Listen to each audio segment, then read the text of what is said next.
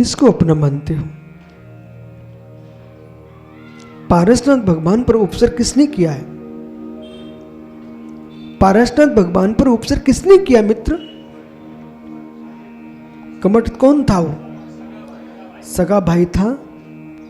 ओहो, एक मां के दो लाल, एक पारसनाथ, एक कमठ, एक ध्यान में लीन, एक उपसर्ग में लीन। अपनों के राग में भी दूसरे का तिरस्कार मत करो और दूसरे के राग में अपनों का भी तिरस्कार मत करो। मैं अकेला हूं, मैं अकेला हूं।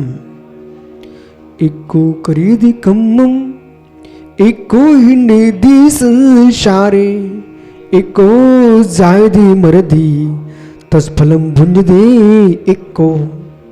आचार्य कुंद कुंद स्वामी ने बाष्टोपेक्षा नाम के ग्रंथ में लिखा, हे जीव, इक्को करेदी कम्मम, तू कर्म अकेला ही करता है। इक्को भुंजदी, उसके फल को भी अकेला ही भोगता है। उस संसार में भ्रमण करेगा तो अकेला ही करेगा। विश्वास मानिए, जिस माता पिता के साथ रह करके, पुत्र पत्नी के साथ रह करके जो भी तुमने कर्म किए, जब फल भोगने का समय आएगा तो कासलीवाल जी एक भी नहीं मिलेंगे,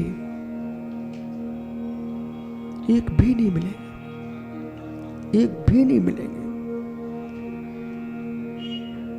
माना कि आपने कबड्डी खेली दो पहलवान के साथ, तुम्हें लोग देख रहे थे, बड़ा आनंद आ रहा था, हम दोनों मिलके खेल रहे हैं, कुश्ती लड़ रहे हैं, लोग तालियां बजा रहे थे।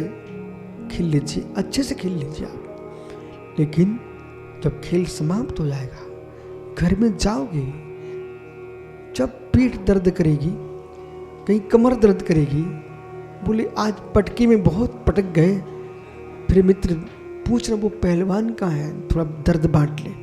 फिर तुम पूछना वे ताली बजा रहे थे ना लोग, बे कहाँ हैं, क्या दर्द बांट लें।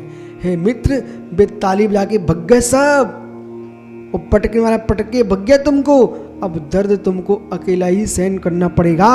ऐसे जिनके साथ चाहे तुम रसगुल्ले बैठ के खाओ, चाहे बालूशाही खाओ, चाहे मित्र मित्र, चाहे विषय सुख भोगो, लेकिन जब कष्ट के दिन आएंगे तो तुमको अकेले ही सिसकियां भरना पड़ेगी,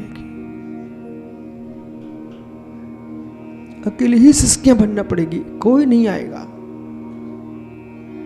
एक भी देखने नहीं आएगा, एक भी देखने नहीं आएगा।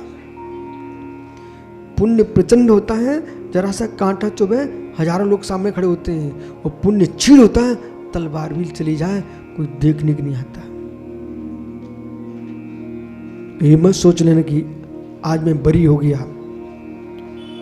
मैं बरी हो गया, मत सोचना। भीष्म पितामह को सरसैया पर क्यों पड़ना पड़ा? भीष्म पितामह को सरसैया पर विपिल क्यों पड़ना पड़ा? संतोष बेटा, भीष्म पितामह को क्यों पड़ना पड़ा सरसैया पर? महात्मा सारस्वत जी, भीष्म पितामह ने एक भव नहीं, दो भव नहीं, 101 भव पूर्व। सुनो आप लोग, इस अहंकार मत डूबना। गाड़ी पे जा रहे थे भैया, नाक पर चढ़ी गाड़ी, तुम आगे निकलेगा, कौन दे से पीछे मुड़ के।